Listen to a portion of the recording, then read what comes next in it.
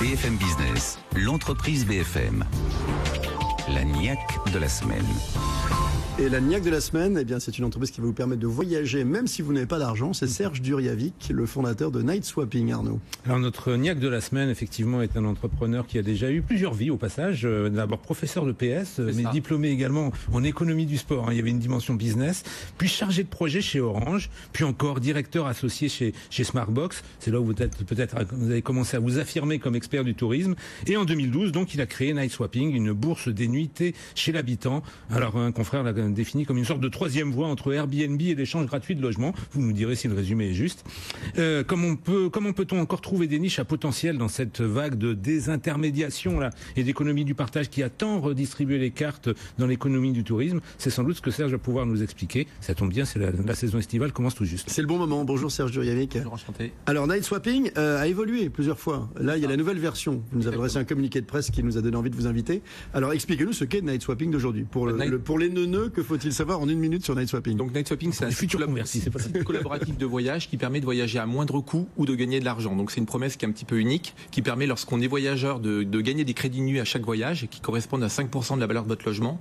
Soit vous pouvez les réutiliser pour votre prochain voyage comme un programme de fidélité, soit innovation majeure, on peut transformer ces crédits nus en argent. Donc c'est comme si Air France proposait à ses utilisateurs de convertir en argent ses propres miles. Alors il y a le public de ceux qui hébergent chez eux, il y a ceux qui veulent loger chez quelqu'un. Ce sont les deux publics. Comment est-ce que l'on parle à ces deux publics et où en êtes-vous? Eh ben, écoutez, donc on essaie de leur parler de la même manière en leur disant que soit ils hébergent, soit ils voyagent, et de toute façon, ils pourront gagner des crédits nuits qu'ils pourront réutiliser, soit pour voyager moins cher, soit pour gagner de l'argent. Quelle est la cible des gens qui accueillent? Ce sont des gens qui sont dans des appartements, dans le monde entier. Est-ce que c'est un marché mondial? Est-ce que c'est un produit? Alors oui, on est dans un marché mondial, même si on se concentre essentiellement sur la partie européenne. On a aujourd'hui des particuliers, voilà, tout simplement, qui hébergent chez eux pour arrondir leur fin de mois. On a des professionnels également du tourisme, voilà, qui ont plusieurs appartements et qui en font un véritable business.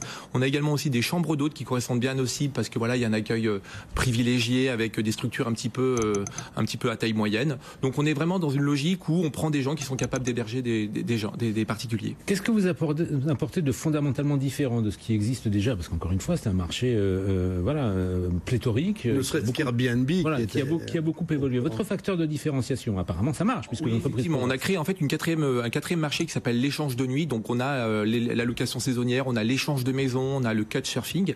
On a créé un quatrième marché qui se différencie par exemple par rapport à Airbnb.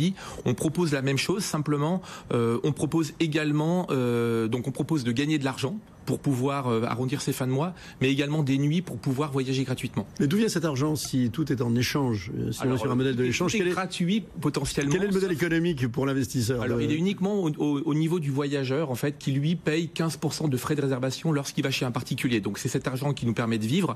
Par contre, à la différence d'Airbnb par exemple, c'est que les 100 € qui sont touchés par l'hébergeur sont touchés en intégralité. Il n'y a pas des faux frais ou des commissions cachées qui permettent de diluer un petit peu cette somme-là. Oui, c'est ça. Les voyageurs règlent leur nuitée chez la personne. Il faut bien qu'à un moment donné, une monétisation quand même. Exactement. Par contre, si le voyageur a précédemment hébergé, ce qui est le concept, il peut donc voyager de façon gratuite. Non, il paye la nuitée, il paye l'intégralité, si j'ai bien compris, de la nuitée à la personne qui les héberge, mais en complément de cela, il y a 15% de frais de réservation qui sont ce qui vous permet de vivre. Exactement. Et donc l'enjeu pour vous, il est de massifier effectivement ces échanges. Mais s'il a hébergé quelqu'un, il peut voyager totalement gratuitement. Il a cette alternative, effectivement. Voilà, exactement. Et par contre, s'il voyage en ayant payé ses 15%, s'il revoyage la prochaine fois, il peut avoir une réduction de 5% sur son prochain voyage, ou alors il peut décider de cashbacker, de transformer ces crédits nus en argent. C'est dû à la carte en fin de compte, mais pas simplement pour le voyageur, également pour l'hébergeur. Voilà, on a fait un modèle un peu en miroir avec qu'on soit hébergeur, voyageur, on gagne des crédits nuits qu'on peut réutiliser pour voyager à moindre coût ou qu'on peut transformer en argent. Alors comme toute start-up qui démarre, je disais que vous avez à plusieurs reprises tenté un certain nombre de choses. Là, il semble que vous ayez abouti à un format plus élaboré. Comment ça démarre puisque c'est la saison estivale? Comment ça fonctionne? Écoutez, on est dans pleine saison. Effectivement, on voit que le pivot est vraiment très intéressant parce qu'on propose à nos hébergeurs une double monnaie, soit la nuit, soit l'argent. Donc on se rend compte que dans notre capacité à acquérir des hébergeurs, le pivot se passe bien, c'était l'effet escompté. Et on rentre officiellement depuis samedi dans la logique d'acquisition d'hébergeurs. Donc on se rend compte que voilà, on a une offre, parce que la difficulté du site aussi, c'est d'avoir à la fois l'offre et la demande. Donc aujourd'hui, on a des moyens d'attirer notre public d'hébergeurs, et aujourd'hui, on est en phase de recrutement de voyageurs. Donc, il y a une dimension générationnelle en ce qui concerne votre public cible. Enfin, je sais que moi, Night Swapping, j'en entends beaucoup parler arriver dans la génération de mon fils, on pourrait résumer ça par la génération des Car Macron, c'est ça? Car Macron. Non, pas forcément, on va peut-être plus parler de pouvoir d'achat ou plutôt de volonté de voyager d'une manière ou d'une autre, mais c'est vrai que voilà, on sait tous qu'on a du mal à terminer ses fins de mois, qu'on est à la recherche de bons plans, donc Night Swapping s'inscrit vraiment dans une logique qui permet à des gens de faire des économies, donc ça va de 18 ans jusqu'à 65 ans. Et Serge Djurjevic, vous évoquez l'Europe, tous les marchés européens réagissent-ils de la même façon? Culturellement, je crois qu'il y a des différences assez importantes d'un marché à l'autre. Potentiellement, on pourrait imaginer ça, et c'est vrai que ça réagissait bien. Au niveau de l'Europe, on se rend compte que les comportements sont les mêmes, et même on a aujourd'hui des logements Rio, on a pas mal de logements dans l'Amérique du Sud, et les comportements sont les mêmes. Donc c'est une bonne nouvelle, parce que généralement, quand vous voulez dupliquer votre modèle en dehors de votre marché phare, vous assistez à des différences de comportement. Il y a des villes qui fonctionnent mieux que d'autres?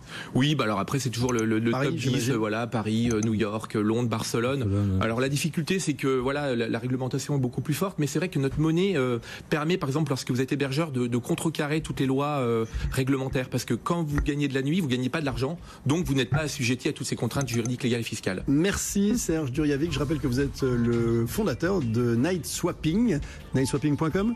C'est ça, nightswapping.com pour vos vacances si vous n'avez pas trop d'argent. Allez, on se quitte et on se retrouve juste après quelques infos pour la deuxième partie de l'entreprise BFM, Entreprise et Capital. À tout de suite.